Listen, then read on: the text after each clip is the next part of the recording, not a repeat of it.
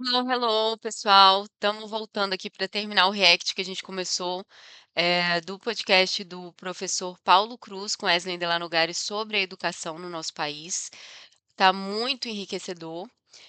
Já te convido aqui a me seguir, compartilhar o conteúdo, curtir, comentar, falar o que que você acha da visão que o Paulo Cruz trouxe aqui também, e a gente vai discutindo melhor esse tema, tá?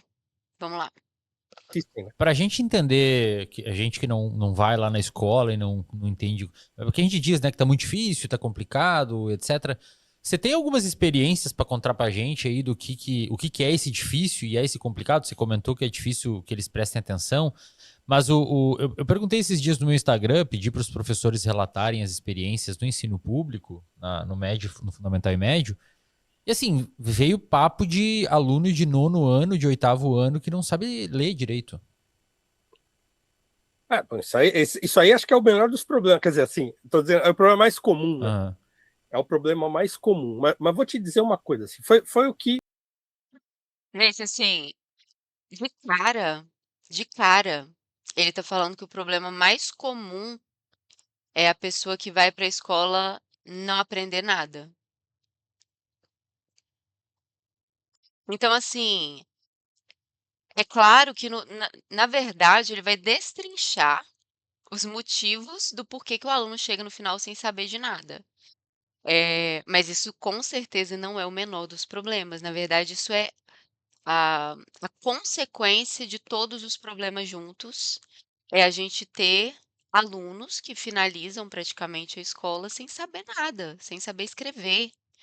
Então, além da gente já saber dos índices de analfabetismo funcional, ou seja, a pessoa sabe escrever e tal, mas ela não consegue entender um texto, ou seja, o raciocínio lógico da pessoa para entendimento de complexidades, ele não existe. Então, você fala com ironia, as pessoas levam como se fosse fato, entendeu? Literal. Além disso, a gente está falando sobre um sistema educacional onde as pessoas não aprendem a escrever. A pessoa não aprende nada. Então, assim, com certeza não é o menor dos problemas, mas, na verdade, é a consequência de vários outros, né, que ele está trazendo aqui. Em 2024 foi quando eu falei, não dá mais. Porque o problema está num nível que eu não vou conseguir resolver nem com os meus maiores esforços. Que foi o seguinte: eu tinha uma turma que era uma turma absolutamente terrível. Terrível mesmo, assim, não é figura de linguagem, eu não estou exagerando.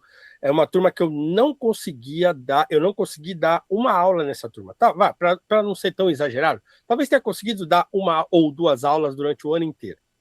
Mas de fato eu não conseguia. E quando eu conseguia era quando faltava, a maioria dos alunos faltava uma quebra de feriado, alguma coisa, que há menos gente aí tal, né?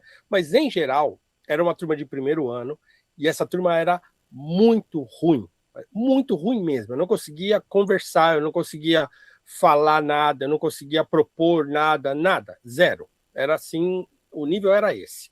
Bom, teve um dia que eu cheguei lá e com a minha intenção de sempre de ficar escrevendo na lousa, porque eu já estava também nesse nível de Uhum. desapego da turma. E, claro, antes eu tinha dado um monte de sermão, tinha falado um monte de coisa, né? Por exemplo, chegar neles um dia e falar assim: presta atenção numa coisa, gente, ó, ninguém tá nem aí, tá? Vocês estão aqui agora, olha a escola onde vocês estão, olha as condições da escola, e vocês estão numa escola pública em Guarulhos, num bairro periférico de Guarulhos. A probabilidade de você sair daqui e nada de bom acontecer na sua vida é muito grande. Então, assim, vocês têm que começar a entender isso. Eu dei vários sermões lá, mas uma hora eu falei, bom, não dá mais. Bom, mas Não enfim. não adiantava Não, não, nada. não, e vou te dar o exemplo do porquê eu cheguei à conclusão que não dava certo. Eu cheguei um dia na sala. Cara, a gente vai ver o que ele vai falar ainda, mas assim, a verdade é que uma criança, um adolescente, dependendo aí da idade, né, eh, não tem noção. A gente não tem noção, eu acho que eu falei isso no outro vídeo também. Nessa idade você não tem, você é meio inconsequente, né? Então é inclusive uma das fases mais perigosas da sua vida. Na neurociência eles estudam isso porque você é inconsequente. Você não tem noção de como aquilo vai influenciar a sua vida no futuro, das suas ações ali durante a adolescência. Então é uma idade de mais impulsividade, de mais inconsequência. Então, eu digo porque eu não estudei em escola pública, tá? Mas mesmo na escola particular, os professores davam esses sermões, assim, às vezes, e existia sim, uma cobrança hierárquica muito maior do que a gente tem na escola pública hoje. Só que assim, o professor conseguia dar aula, né? E quando tinha esses discursos assim, da importância e tal, pensa assim, que você nasce, aí você começa a conhecer o mundo. Quando você está na adolescência, eh, você não tem ainda muito discernimento, poucas pessoas têm esse discernimento cedo, de perceber o que que é você, não ter dinheiro. E aí entra várias questões que geralmente faz com que o adolescente pense assim: "Ah, depois eu resolvo. Ah, não, tipo, meus pais dão um jeito, eu vou dar também". Enfim, não é natural, na verdade, que o adolescente ele tenha esse nível de consciência sobre seus atos, assim como a gente gostaria que tivesse, né, e como a gente poderia se eu pudesse voltar no passado e ser adolescente de novo, eu seria outra pessoa, mas é claro, né, tô falando isso hoje com 35 anos, né. E tinha um menino negro, que ficava, ele era assim, ele ficava andando a aula inteira, andando na sala e gritando e fazendo graça para umas menininhas que ficavam no fundo e pai, falando alto e tudo mais. E eu deixava ele lá, eu não falava nada. Nesse dia, eu já estava meio cansado, era a última aula na turma dele. Aí eu chamei ele e falei assim: ó, é o seguinte, cara, hoje eu não tô afim. Então, ó, vai dar uma volta aí, né? Porque eu não tô afim de ficar aguentando você aqui, não. Aí ele deu risada, olhou pra minha cara, aquela cara de alegria. Ah, tá bom. E pum, saiu da sala. E não voltou. E aí escrevi na lousa a aula inteira lá e tal, pelo menos ele não tava lá gritando e fazendo barulho. Na semana seguinte, ele voltou. Quando eu entrei na sala dele, também a última aula, ele veio rindo para mim assim: e aí, professor, tudo bem? Vai me botar para fora de novo? E rindo. Na hora eu falei assim, eu olhei para a cara dele, eu vi aquele menino negro, passou um filme na minha cabeça. Eu falei: vem aqui, cara. Chamei ele de canto. Falei: sabe por que eu te botei para fora na semana passada? Não é porque eu tava com raiva, porque eu não gosto de você e tal. Eu te botei para fora porque eu comecei a olhar para você e me ver. E eu comecei a entender que, assim, quando você sair daqui, lá fora vai ser muito complicado para você. O fato de você ficar aqui na sala, de você ser uma pessoa que fica fazendo graça e todo mundo ri, você fica brincando com as menininhas lá do fundo, as menininhas branquinhas do fundo, elas vão rir pra caramba, vão achar engraçado. Só que quando acabar a escola, elas vão sair daqui, a vida delas vai seguir. A sua não. Aí ele falou pra mim assim: não, professor, é que eu sou um cara muito alegre. Eu falei: tá bom, mas lá fora ninguém vai rir. Lá fora não é o sorriso que vai estar te esperando. Lá fora eles vão massacrar você. Porque eu sei que vão massacrar você, porque eu sou negro como você. Eu vivi coisas que você também deve estar vivendo.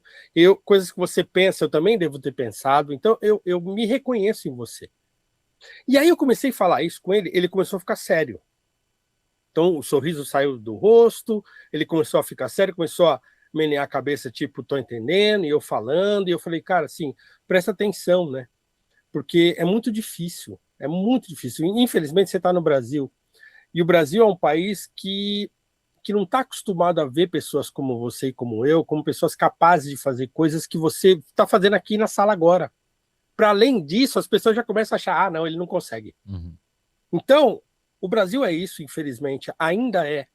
Então você tem que prestar atenção. Então aí falei, aí ele ficou sério e tal. E aí no final, fiquei, sei lá, uns 10, 15 minutos conversando com ele. Terminou, ele me deu a mão, falou: professor, obrigado, tal, pô, legal, tal. Eu falei: então presta atenção, eu tô aqui para te ajudar, o que você precisar, conta comigo e tal. Não, professor, tá legal, muito obrigado. Eu virei para as costas para apagar a lousa. Enquanto eu estava apagando a lousa, Wesley, eu escuto ele gritando na sala. Parecia que eu não tinha falado absolutamente nada para ele. Nada.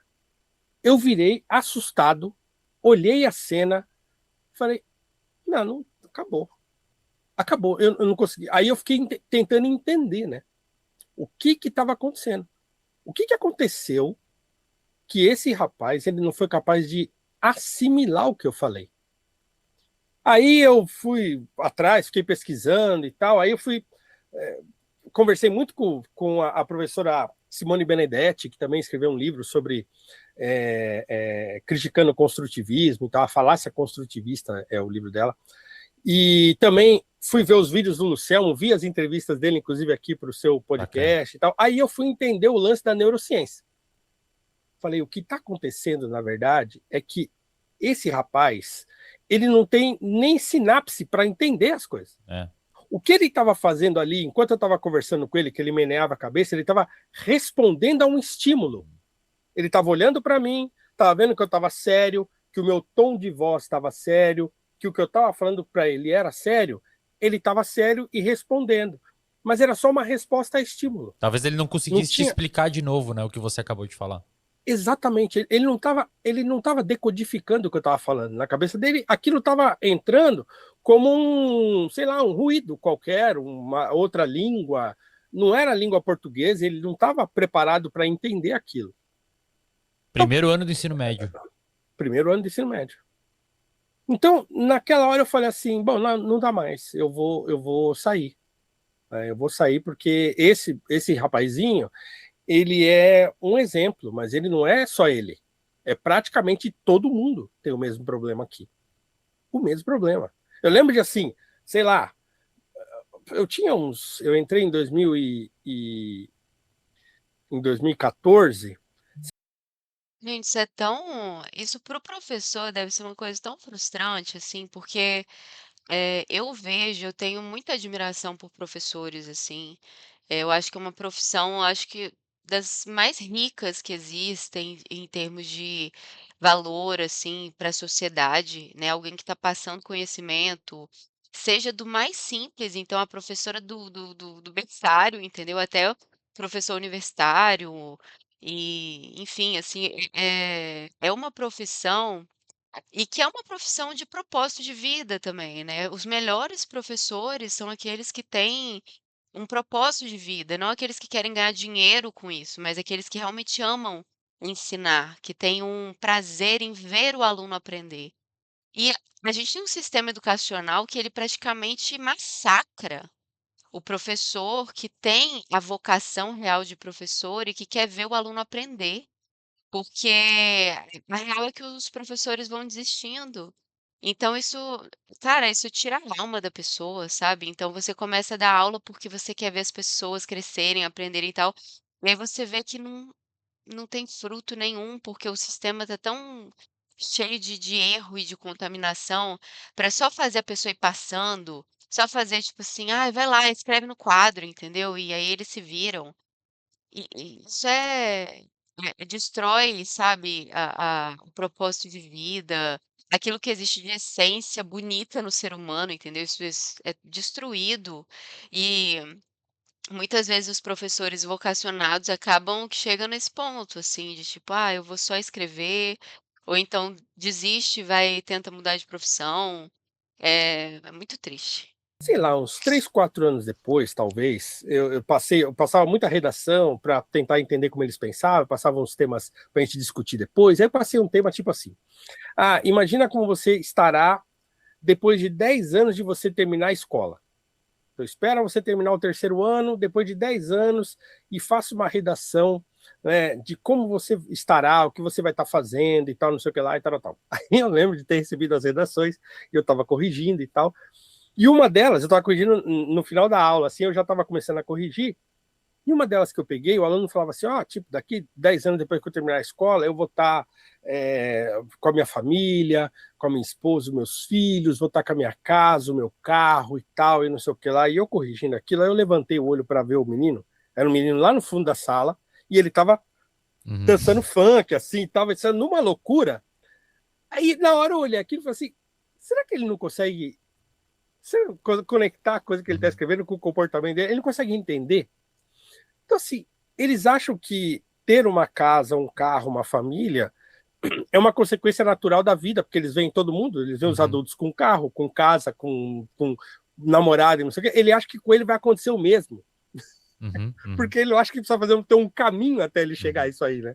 Então, essas coisas foram mostrando para mim que, assim, havia uma desconexão completa, né? Cara, nesse ponto aqui, é o que eu falei com vocês, assim, eu não acho que seja necessariamente nesse caso específico, tá? Uma questão de cognição, né? No sentido, ele não tem sinapses mentais para entender o que eu estou dizendo. Eu não acho que seja isso. Eu acho que é exatamente isso que ele está trazendo aqui. E aí eu vou, com todo o respeito do mundo, discordar um pouquinho do que o Paulo Cruz está falando, porque eu realmente acredito que o adolescente, né, e não se trata de sinapse cerebral, não se trata de hardware cerebral para entendimento, mas eu acho que é, na verdade, uma maturidade que só vem com a vida mesmo. Então, é o que eu falei, eu, na escola particular, eu também eu prestava atenção, porque eu tinha que prestar atenção, porque tinha uma hierarquia, porque eu seria penalizada se eu não prestasse atenção, se eu não fizesse as coisas que tinha que fazer, né? Então a gente vai e faz. Agora, falar assim que eu fazia porque eu tinha uma consciência de que quando eu ficasse mais velha eu ia precisar daquilo. Na verdade, muitas vezes a gente estuda, inclusive, pensando que eu nunca vou precisar disso, né? Então, assim, eu não acho que seja necessariamente um problema de sinapse mental e de, ele chega tão, a educação tá tão ruim que chega nesse ponto e ele não consegue entender. Eu não acho que seja isso, ponto. Eu acho que, na verdade, o adolescente e essa idade, ele é incapaz mesmo de ter noção de futuro, porque é o que eu falei, é o início da vida. Você sai de uma fase, em que você era bebê, então você começa a interagir com o mundo. Quando você vai para a escola, você vai tendo as interações sociais com amigos. Aquilo é o que te atrai mais do que a aula em si. Então você quer ser divertido, você quer ser participativo, aquilo tem muita. O ambiente escolar, independente do professor, o professor tem um papel muito importante nisso, mas o ambiente escolar é muito. Mas só qualquer um se lembrar de quando você ia para a escola, aquele ambiente te molda. Então, assim, você não fica preocupado com a aula. Entretanto, aí que eu falo a importância da lei e ordem, da hierarquia. É você saber que, se você não se comporta de um determinado modo, você vai tirar uma nota ruim, você vai reprovar, você vai ser uma vergonha, inclusive para os alunos que estão ali com você. Os seus amigos vão continuar passando de ano e você vai ficar para trás. Isso para o adolescente é um peso muito maior do que qualquer outra coisa. É você pensar que os amigos que você tem, que você gosta, estão seguindo e você, de forma humilhante, está ficando para trás, sabe? Isso é um peso para o adolescente. Agora, ele pensar que você vai ter dificuldade de encontrar emprego, você vai ser massacrado lá fora. O adolescente não tem essa cabeça, gente. A gente não pensa nisso quando a gente tem essa idade. Então, assim, reforço, para mim, o maior problema que existe na escola, assim, tem diversos, mas um dos maiores é a falta de eh, punição, de hierarquia, de senso de responsabilidade, no sentido de, se eu faço bagunça na sala, eu vou ser punido por isso, os meus pais vão brigar, os meus pais não vão deixar eu jogar o videogame, eu sair no final de semana, eu ficar no celular, porque né, a escola está me punindo. Então, assim, se não existe punição, eles vão agir da forma que querem, e como eu falei, ah, o lance do adolescente é o meio social dos amigos. Então, se você larga ele lá com um monte de amigo fazendo o que quiser, porque não existe punição, e porque ele nem vai reprovar, ele vai continuar com os amiguinhos dele lá fazendo bagunça eternamente até o fim da escola, exatamente isso que ele vai fazer. Tá? Então, só queria pontuar isso aqui, porque nesse sentido, eu discordo um pouco dele, assim. Eu acho que o adolescente nunca, ele não tem essa maturidade mesmo. Entre o processo educativo e a mente mesmo, a inteligência o cérebro do aluno. Um dos dados que a gente tem hoje em pesquisas que buscam entender isso e tal é que, capitaneado muito em parte pelo Jonathan Haidt, que fez um compilado dessas evidências no Geração Ansiosa, é Uhum. que, cara, depois do advento das redes sociais, principalmente no telefone que está no bolso da galera, a atenção dos alunos está muito complicada. A leitura de um texto um pouco mais complicado já é uma coisa muito difícil, em que 8, 10% das pessoas conseguem.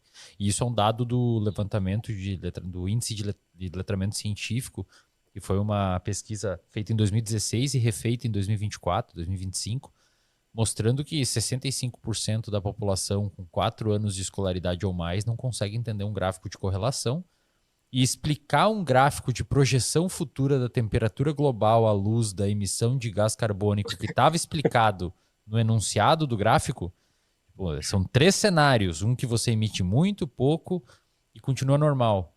Pede para explicar, cara, 8% da galera conseguiu explicar. É um nível. Aí a minha pergunta é assim: você acha que numa turma dessas, digamos que num belo dia eles resolvam prestar atenção. Ok, então você tem a atenção deles. Do jeito que está, você acha que eles conseguiriam compreender um texto de médio para difícil? Mesmo, Não, mas, não. mas eles querendo entender. Você acha que ainda tá. Não, ainda assim seria difícil. Cara, que Porque loucura. essas coisas exigem tempo, né? Se compreender um texto não é uma coisa simples, mesmo que seja um texto simples. Então, sei lá, por exemplo, eu tenho um clube do livro, né? Uhum. Eu tenho um clube do livro pequenininho que a gente e só literatura. Então eu escolho 4 obras por semestre, a gente lê as obras, depois faz um encontro online, discute e tal, não sei o que lá. Uma das coisas que a gente mais fala é que assim, e a maioria das pessoas já é pessoal mais velho, tal, e não sei o quê.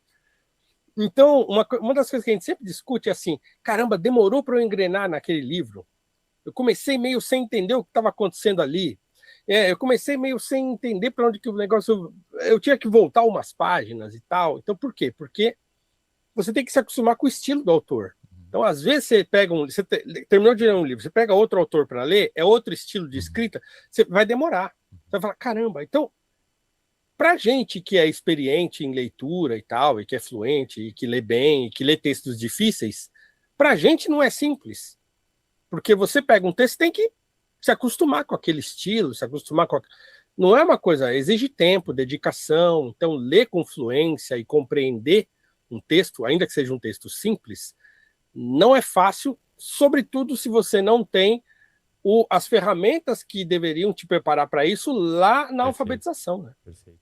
Então, quer dizer, ele já chega completamente defasado, ele está no primeiro ano do ensino médio, mas ele não sabe ler um texto simples, E isso é por um conta da. texto de uma Isso página. é por conta da aprovação automática, Paulo, que o pessoal não dá para reprovar? Por exemplo, você poderia reprovar alguém nessa turma, na prática? Então, na prática, não. Na prática, ninguém reprova. Né? Ninguém reprova porque, dentre outras coisas, os bônus que são distribuídos aos professores, eles estão relacionados à aprovação. Então, escola que aprova pouco, ela fica sem bônus. Então, chega um determinado momento do ano letivo, lá pela, sei lá, setembro, outubro, quando começa o terceiro bimestre, né, vai terminando o terceiro bimestre, a diretora já fala: ó, vamos dando um jeito aí. Então, aquele Entendi. professor que gosta de, não tô nem aí, vou dar vermelha mesmo, tá, vai chegar uma hora que ele vai receber um recado falando assim: amigão, vai resolvendo a situação aí, porque, né? Gente, então, é, ó, primeiro assim, aquilo que o Wesley comentou, né? Então, se eles quisessem prestar atenção, ele cita a questão da falta de atenção devido às redes sociais e celular e tudo mais. É, reforço, se existisse hierarquia, existisse lei, você tem que seguir isso, e a reprovação, se existisse reprovação desde o início, os alunos chegariam muito mais bem preparados, e aí, essa questão da atenção eu vejo que ficaria como algo secundário, porque por mais que exista uma dificuldade de atenção devido às tecnologias, o professor que tem vocação, ele cria formas e ele vai trazer esses alunos, porque os alunos são disciplinados, porque os alunos foram ensinados forçados, porque através de punição, sim, de que se ele não for disciplinado, ele vai se dar mal, ele vai, os amiguinhos, como eu falei, vão avançar, ele vai ficar para trás. Os alunos se for, o estudo não é uma coisa que as pessoas tendem a naturalmente amar. É algo que é aprendido e que gradualmente durante a nossa vida, muitas vezes você vai criando amor àquilo. Você fala, caraca, eu adoro esse livro e vou ler aquele outro, e vou, sabe? Então, assim, ah, eu acredito muito que se existisse hierarquia, ordem, e desde o início o aluno fosse sim reprovado quando ele fosse mal, punido caso ele tivesse atitudes impróprias, sabe? Se existisse isso, independente da falta de atenção causada pelas tecnologias, aquele aluno ele iria, o professor daria um jeito, o aluno ia se esforçar, entende? Então, assim, para mim, cara, a questão da ordem e esse problema, né, então olha só, a gente vai bonificar o professor por aprovação, assim, você primeiro, você faz o aluno nunca ter o medo da reprovação, e isso, cara, isso eu lembro porque eu estudei em escola particular. Então, você se preocupa em reprovar, você se preocupa em tirar uma nota ruim, e você muitas vezes, nessa idade, você não está se preocupando se eu realmente estou aprendendo a matéria, não. Mas você estuda porque você não quer reprovar, porque você não quer tirar uma nota baixa. Porque você sabe que se você for mal naquela prova e somar com as outras e não sei o quê, no final você vai reprovar, e aí a sua amiga, o seu amigo, fulano de tal, vai passar de ano e você vai ficar para trás. E isso é humilhante para aquele adolescente. Agora, se você não é reprovado, você nunca tem esse medo, você sabe que no final vão te passar mesmo, o aluno não se compromete, o aluno faz o que quiser. Sim, e aí ninguém é formado, entendeu? Então, assim, isso para mim é nojento, assim, essa questão da aprovação e a gente tem que bonificar o desempenho, não a aprovação, mas o desempenho que o aluno tem na prova. Então, na verdade, o que deve ser feito é a gente bonificar tanto o aluno que tem um bom desempenho, e aqui entra a possibilidade da gente, de repente, colocar esse aluno nas melhores escolas, né, beneficiar o aluno que tem um bom desempenho e beneficiar aquela família, sabe, que está, de repente, dando um apoio para aquele aluno. Isso tem que ser beneficiado e tem que ser beneficiado os diretores, as escolas que trazem alunos com bons desempenhos em provas. Então a gente tem essa ideia de repente, fazer provas, para as escolas, para medir o desempenho dessas escolas, e as escolas com os melhores desempenhos de qualidade, de aprendizado dos alunos, e aí sim, a gente, bonifica a escola, bonifica o diretor, entende? Isso tem que ser, valorizado, e não aprovar. Porque aprovar por aprovar. Quantas vezes você estudou para uma prova em cima da hora, tirou uma nota boa e passou 2 semanas, você não lembrava nada do que você estudou? Agora, uma escola que é incentivada a fazer os alunos aprenderem, isso tem que ser valorizado, sabe? Então, é um sistema doente, né? É um sistema completamente doente, que muitas vezes visa exatamente mostrar externamente, né, o que que o político quer com isso? Ele quer mostrar que a escola está aprovando muito. Tem muitos, o meu governo começou a aprovar muitos alunos. E daí? Sabe? Qual que é, na realidade, o que que isso está fazendo, está causando? Hoje a gente está colhendo o que esse governo, né, proporcionou para gente. Ninguém vai reprovar. Entendi. Então, só se reprova por falta, né? E olhe lá, né? Eu me lembro, por exemplo, de estar. Isso foi também lá pelos idos de, sei lá, 2017, 18 por aí, que foi um ano em que no final do ano veio uma ordem lá da Secretaria de Educação que era precisa resgatar os alunos, né? Precisamos recuperar os alunos que evadiram.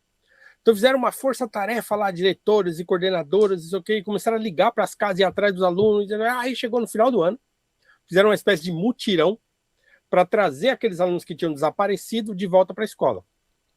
E aí pegaram 2 semanas ali em dezembro, falaram, ó, nós vamos agora recuperar os alunos. E aí a gente ia receber naquelas 2 semanas só esses alunos que tinham desaparecido da escola, que eles pegaram e conseguiram chamar de volta. Não, volta, vai ter lá uma atividade, um trabalho, um negócio que aí você vai passar de ano.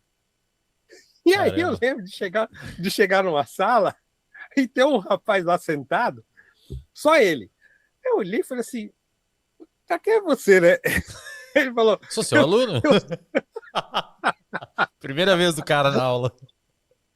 Ele falou, eu sou seu aluno, eu sou dessa turma aqui. Eu falei, cara, eu nunca te vi na vida. Caraca. É que Ele falou assim, não tem estímulo, né, Cara, professor, é pro rir pra cara não ser chorar, certinho nessa idade. Não tem estímulo. ele foi, cara. Ele falou assim, então é que ligaram lá pra minha casa. É que eu tive, eu não vim mais, eu tal, e aí larguei. Mas aí ligaram pra minha casa, falaram pra eu vir aqui, porque eu ia passar de ano se eu fizesse uns trabalhos aí. Falei, beleza. E aí, Falaram que eu ia passar de ano se eu fizesse uns trabalhos aí. sério. Aí o que a gente tinha que fazer? Na primeira semana de aula, explicar a matéria, e na segunda semana da aula, dar um trabalho. Caraca, Ou uma bicho. prova, né? E aí eles fizeram isso e passaram de ano. Então, assim, o nível é esse, tá? Assim, as pessoas, quem faz... E aí, qual que é o estímulo do aluno? O estímulo é, cara, eu vou faltar o ano inteiro. Tipo, um aluno que viu esse cara. Primeiro, vamos supor assim, tem um aluno lá que conhece esse menino, e aí o aluno foi para a aula, porque os pais, enfim, deram a vai sim, não sei o que, o aluno foi. E aí esse outro amiguinho dele não foi. E ele pensou, pô, ele tá ferrado, né? Esse cara aí ele não vai ter formação nenhuma, enfim. Aí o cara vai lá no fim do ano, faz uma semana de aula, faz uma prova e passa. Tipo, aí o aluno que foi durante o ano, por mais que tenha tido um desempenho péssimo, por mais que não tenha aprendido nada também, ele olha isso e fala: ano que vem eu vou fazer a mesma coisa. Cara, fala que não é assim, tá enganado. Não tem aprovação automática, já acabou. Não, acabou na teoria. A lei de aprovação automática lá não existe mais. Mas na prática, é isso que acontece. Por quê? Porque tem o tal do bônus, porque se a escola reprova muito, a Secretaria de Educação vai reclamar, e aí abre processo, e aí a diretora vai ter que responder não sei aonde. Então, quer dizer, no afã de todo mundo se proteger, né? Por quê? Porque toma-se. Sem contar que, né? Vamos lá, tem um outro aspecto que é importante nisso tudo. Se o aluno reprova, ou para um aluno reprovar, você tem que justificar porque ele reprovou. Então, assim, por que esse aluno aqui está com 4 notas vermelhas na sua disciplina? Ué, porque ele não presta atenção. Tá, mas por que ele não presta atenção? Porque ele ele não quer prestar atenção. Tá, mas o que você fez para ele prestar atenção? Ué, eu dei minha aula, eu cheguei lá na sala, dei minha aula, expliquei e tal. Tá, mas esse aluno especificamente, se ele não estava prestando atenção, você tinha que investir nele. Você tinha que fazer atividades diferentes, tinha que fazer. Então é isso. E aí os professores também, para não ter que ficar se justificando porque ele reprova, ele vai lá e vai passando. Já ganha pouco, né? Os alunos não respeitam. Realmente, cara, tu tem que ser um super-herói pra entrar nessa onda de fazer esse ensino personalizado, né, cara? A burocracia é outro problema, entendeu? Então, quer dizer, dentre todos aqueles que eu já falei, a burocracia é um outro problema, porque a burocracia é no sentido de tudo tem que justificar. Eu lembro, por exemplo, vamos lá, mais um caso. Nesse último ano meu na escola, teve um dia dessas ATPCs, que eram as coisas mais, assim, ATPCs é a definição de você ver a sua vida esvaindo pelo vão dos seus dedos, assim, você sente que você está perdendo vida ali dentro, vitalidade, é um negócio absolutamente inútil, ninguém sabe o que está fazendo ali, né? São 2 ou 3 horas por semana que você perde tempo ali dentro daquele negócio. E aí, bom... O que é, uma reunião de professor? Isso, é atividade técnico-pedagógica coletiva, né? que toda semana tem. Na escola pública, você tem que toda semana tem que ficar lá. E depende do número de aulas que você tem, é mais ou menos a TPCs. Eu fazia 2 por semana, porque eu tinha meia carga, só eu tinha 20 aulas semanais e tal. E aí, chegou um dia e falou assim: ó, hoje vai vir aí a especialista em educação especial, né, para falar com a gente e tal, e não sei o que lá. Bom, falei, bom, lá vem, né? E aí chegou a mulher e ela começou a falar, explicar o negócio da educação especial, a lei, não sei o que tem que fazer, como é que tem que fazer, não sei o que, não sei o que lá. E os professores, tudo olhando para a cara dela com uma cara tipo assim, né, com aquele ceticismo no último nível, assim, né? Uhum. E aí ela fazia a pergunta, então, pessoal, estão entendendo? E ninguém respondia nada. Aí ela fazia a pergunta, e se tal coisa assim, assim? Ninguém respondia nada para a mulher. E eu comecei a ficar constrangido. Clima horrível, né, cara? Clima horrível. Eu comecei a ficar constrangido. E como eu já sou um cara meio sem filtro, chegou uma hora que eu falei assim, gente, eu peço licença um pouquinho. Falei, olha, eu sei que a senhora está aqui fazendo um baita de um esforço, eu sei que a senhora está aqui tentando trazer para a gente informação e tal, e eu sei que os professores estão reagindo meio, né, meio mal e tal, eu entendo tudo isso. Mas eu quero dizer para a senhora que, e a senhora deve saber muito bem, que a gente está olhando a senhora explicar tudo isso e está pensando assim, tá, mas isso não dá para fazer. Aí os professores começaram a falar. Porque aí eu falei, tomei a frente, aí todo mundo começou. Isso aí não faz sentido nenhum, não dá para fazer e tal, tal, tal. E aí começou, aí virou um negócio, a TPC. Aí começou aquela coisa do todo mundo desabafando, né? Uhum. A única coisa que essa mulher soube explicar pra gente foi o seguinte: tá na lei. Foi a resposta que ela deu. Gente, mas tá na lei, tem que fazer. Não, mas não dá para fazer. Não, não é, não dá para fazer. Uhum. Tá na lei. Se está na lei, a gente tem que fazer. Uhum. Agora me diz, por que que existe lei para o professor e não existe lei para o aluno? Por que que a gente acha que um adolescente vai ter maturidade para saber o que fazer, para ficar quietinho, para aprender, e o professor é cheio de cara? Gente, assim, é de uma burrice, é um sistema burro.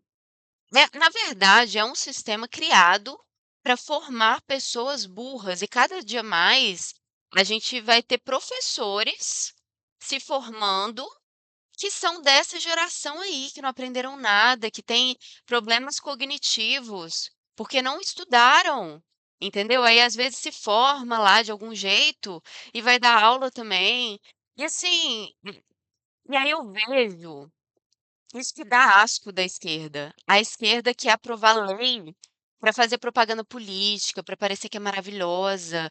Então vamos fazer a lei da misoginia, vamos fazer o não sei o quê. Ah, não, porque agora a gente vai criar. Gente, as pessoas que criaram essas leis, elas estão se elegendo por meio dessas leis, só que no fundo elas sabem que não existe aplicação prática para isso. Não tem como aplicar na prática o que está sendo colocado.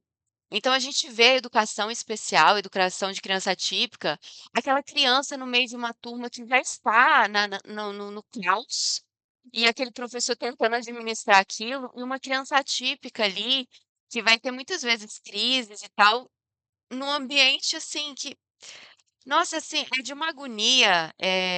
Eu fico triste, assim, porque é agoniante você pensar que o nosso país está com a educação desse jeito. As próximas gerações estão sendo formadas nisso, entende? E as pessoas são cegas para enxergar que não adianta o políticozinho ir lá aprovar lei. Se a gente não muda o sistema, a estrutura que é do jeito que é feita, ela é falha. A gente precisa ter ordem dentro da escola, hierarquia. O aluno precisa reprovar sim. Não adianta o seu filho passar de ano se ele não sabe escrever. Entendeu? Porque aí também tem os pais que muitas vezes vão reclamar na escola porque reprovou o aluno. Se o seu filho não sabe as coisas, não adianta ele passar de ano. Ele vai chegar no mundo, ele não vai saber nada, ele não vai saber executar, ele não vai saber ler, ele não vai saber escrever, discernir nada.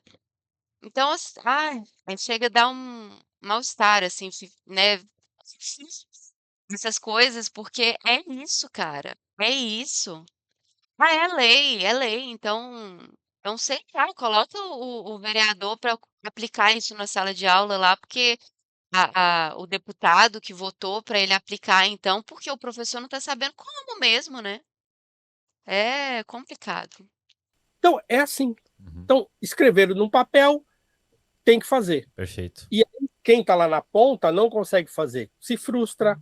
Eu me lembro de ter de dar aula em salas, por exemplo, que tinha 3 ou 4 alunos com algum tipo de transtorno. Inclusive, uma aluna que tinha síndrome de Down, que ela não escrevia, ela não falava, ela ficava lá. Ela tinha uma professora auxiliar. E aí o que me falaram no começo do ano você tem que fazer atividades especiais para essa aluna. Eu, um professor de filosofia, já é um... Pelo amor de Deus, Não, né? ele nunca foi treinado para isso, né? Não tem ideia do que... E assim, filosofia, meu Deus do céu. Como é que eu vou ensinar alguma coisa de filosofia para uma aluna que tem síndrome de Down? Não faz nem sentido isso. Não tem sentido isso. Se você se ofendeu com isso que ele falou agora, você tem que rever muito a sua noção básica de senso comum, gente.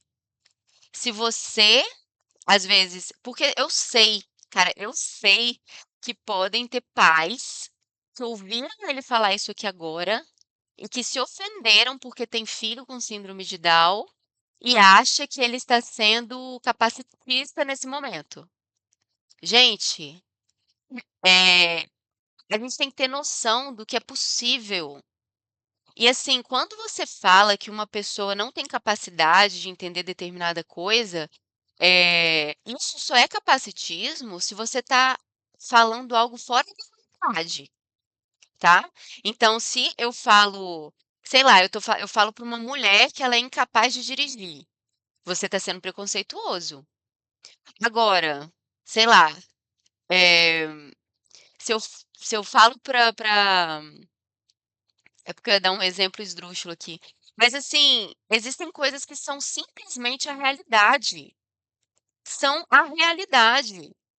Como que você vai ensinar para uma pessoa com síndrome de Down, principalmente aí ele que viu o caso dessa criança, que conhece lá a criança muitas vezes, gente, e eu tô falando de um lugar de fala, tá? Odeio essa frase lugar de fala, porque eu não concordo com o conceito em si, mas eu tenho um irmão que tem síndrome de Down e eu tentei ensinar para ele algumas vezes questão de dinheiro, por exemplo, de entender que isso aqui é pouco, isso aqui é muito. E tem coisas que a criança não entende. Não entende. E ela tem que ser educada de acordo com aquilo que ela consegue entender naquele momento.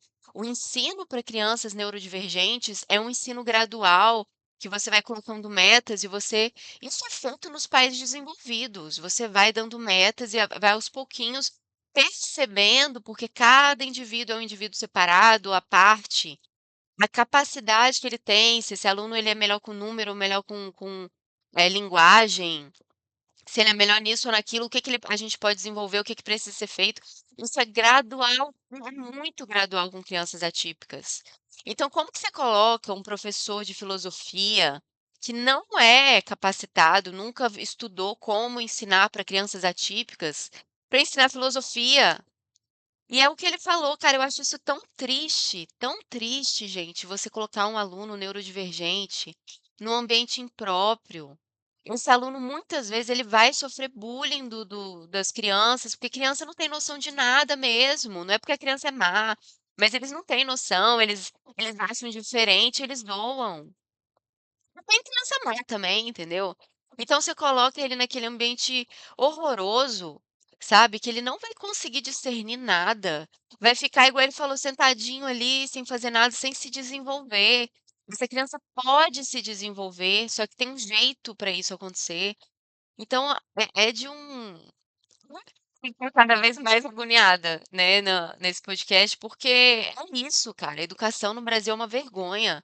E do jeito que está, não adianta criar lei, né, essas leis dessa forma, mantendo o sistema desse jeito, que você passa todo mundo, que não existe uma preocupação no desenvolvimento, no aprendizado, não dá, entendeu? Mas tá na lei. Então tem que fazer. Então, a maioria dos professores ignora, Outros ainda tentam fazer alguma coisa com a professora auxiliar ali, né? E outros se desesperam. É meio que vamos fingir que tá dando certo e vamos tocar o Exatamente. A gente barco. finge que tá dando certo e eles fingem que estão aprendendo e tudo bem. Eu tinha um aluno, por exemplo, que ele tinha professor auxiliar. Ele sentava na frente ali na sala, de repente ele levantava e saia correndo. Uhum. Abria a porta, saia correndo, a professora, ai, Uhum. fulano, saia correndo atrás dele. Os alunos começavam a rir, Uhum. acabava a aula. Você não conseguia retomar. E não dá para retomar. Então, assim, são inúmeros casos, inúmeros. Eu tinha um outro aluno que ele era muito inteligente, ele era autista, muito inteligente. Nas minhas aulas de sociologia, ele participava, ele perguntava, era muito legal esse aluno. Só que ele não gostava que falasse quando ele estava falando. Quando falavam, aí pronto. Teve um dia que ele pegou o telefone dele e ele começou a bater na cabeça assim, ó, Caramba. com o telefone, no meio da minha aula. E eu, meu Deus, não faz isso e tal. E ele, pá, esse não tinha professor auxiliar, Uhum. era só ele na sala. Era uma turma de segundo ano do ensino. Cara, eles colocaram os alunos atípicos e a gente está vendo isso no Brasil inteiro, tá? Aqui em Vila Velha eles estão. Só que eu vou falar disso depois em outro momento, mas tem. Porque estão fazendo muito uso político disso. Existem mães aqui em Vila Velha, que estão reclamando, né, pedindo uma CPI da Secretaria da Educação por conta disso, do como que está sendo administrada a administração para crianças atípicas, inclusive. Não existe profissionais nas escolas públicas atendendo essas crianças como deveria.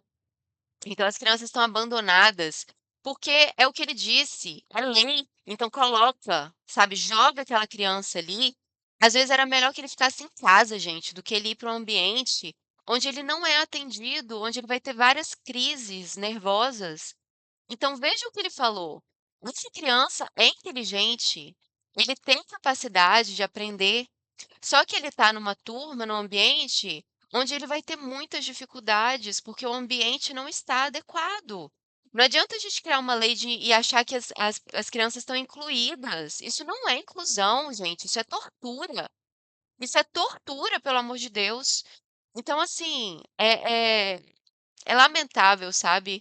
Esse caso da CPI, da Secretaria de Educação de Vila Velha, é importante, só que está sendo feito muito uso político daquilo ali, tá? E, infelizmente, as mães, que estão querendo buscar justiça pelos seus filhos, elas estão num ambiente ali, lutando, tadinhas, eh, pela dignidade dos seus filhos, mas infelizmente tá tendo muito uso político, né. E eu acho que tem que ter CPI mesmo, eu acho que tem que ser investigado, só que eu não acho que a forma, né, vai do jeito que a coisa está sendo conduzida ali, se tornou muito mais um palanque político, e eu acho que as mães não deveriam aceitar isso. Os líderes políticos assumindo a liderança desse movimento, talvez, né? Mas enfim, não vou falar disso agora, é o tema para outro momento, mas assim, é muito triste para mim, que tem um irmão também, com síndrome de Down, ficar vendo o que está sendo feito com as crianças atípicas no país hoje do jeito que está. É lamentável. Ensino médio numa escola privada. Uhum. Uma escola privada. Essa é a situação, entendeu? Tá absolutamente tudo errado, Wesley. Cara, que loucura, Tudo. Paulo. E assim, eu fico me perguntando quando essa roda girar e esses alunos virarem os professores. Quando os Isso, professores. Você compreende o que eu exatamente. quero dizer? Quando vir os juros Muitos já compostos são. surgir. Pois Eu é, acho que já, cara. E aí? eu acho que muitos já são. Como é que faz, cara? Muitos já são Pô, que professores. triste, bicho. É duro falar isso dos colegas e tal, mas assim, tem muita gente dando aula que, sim, Pessoal, acabou de cair a luz lá em São Paulo, onde o Paulo estava, então a gente vai continuar agora, tá? Pessoal, vou dar uma pausa, então, só para o vídeo não se estender demais também, mas vou encerrar aqui. Vou fazer o finalzinho, né? Então, ainda tem um tempinho aí de podcast. O podcast está muito bom, é um conteúdo importante para quem se preocupa com educação. É uma das coisas que eu quero levantar, eu quero trazer à tona, E assim, muita gente vai dizer, e eu ouvi muito isso, assim: "Ah, a educação não dá voto". Eh, não tô nem aí, sabe, a verdade é essa, assim, a gente tem que falar de educação. A educação do Brasil tá, assim, é de chorar. E os professores choram, tá. Eu conheço professores da rede pública e muitos deles, ficam por amor aos alunos, por vocação mesmo, assim, porque são pessoas de bem. Mas é lamentável o que está sendo feito e então a gente tem que falar disso e eu não tô nem aí se isso não dá voto, se sabe, porque é uma coisa mesmo que a educação é isso. Os políticos criam leis, passam lá aquela pautazinha, falam: "Olha como eu sou maravilhoso", mas quando você vai ver a prática das leis criadas, é um lixo, sabe, a prática é um lixo e a nossa educação está indo para o lixo. Eu sou mãe, sabe, eu me preocupo muito com o futuro, sabe, das nossas gerações aí, o que vai ser.